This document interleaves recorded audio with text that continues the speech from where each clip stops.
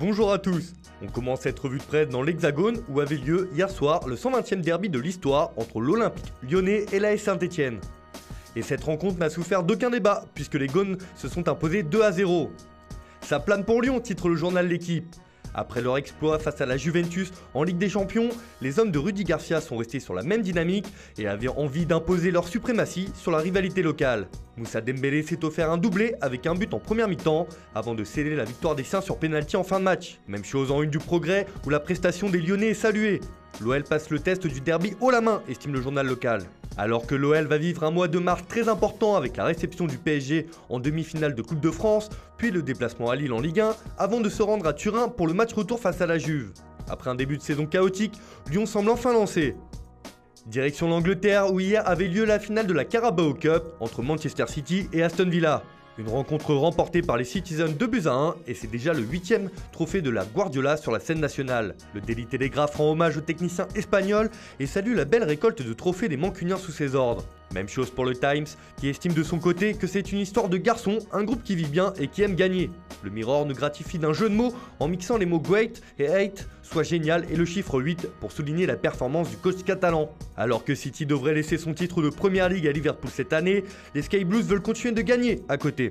On part en Espagne où le Classico entre le Real Madrid et le FC Barcelone a tenu toutes ses promesses. Et ce sont les merengues qui sont sortis vainqueurs de ce choc grâce à des réalisations de Vinicius Junior et Mariano Diaz. Les Madrilènes étaient attendus au tournant après leur défaite contre Levante la semaine dernière et celle contre City en Ligue des Champions et ils ont répondu présent. De quoi rendre fou le Santiago Bernabéu, titre Marca. Une victoire importante qui permet aux hommes de Zidane de reprendre la tête de la Liga. De son côté, le journal AS estime que les joueurs du Real ont joué avec le cœur.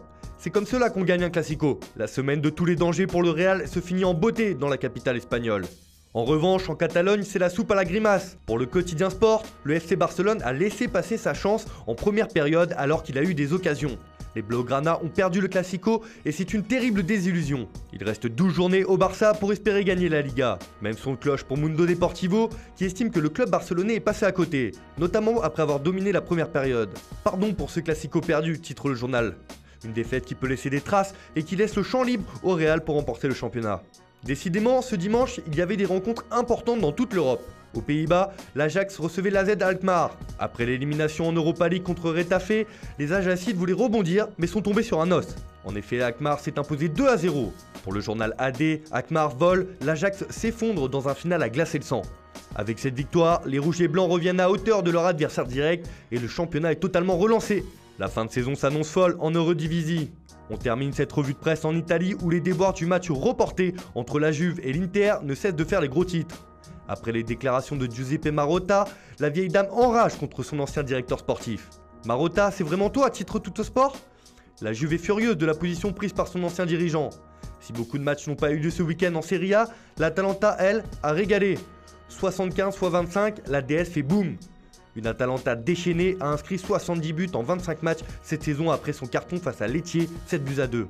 Même chose en une de la Gazzetta dello Sport, qui évoque la possibilité pour que le match entre la Juve et l'Inter soit décalé lundi prochain afin de ne pas fausser le championnat et ainsi faciliter le report de cette 27e journée. Dans le journal au papier rose, il est aussi question de la démonstration de la DEA. Ce sont les beautés de la DS, l'Atalanta est une machine à but.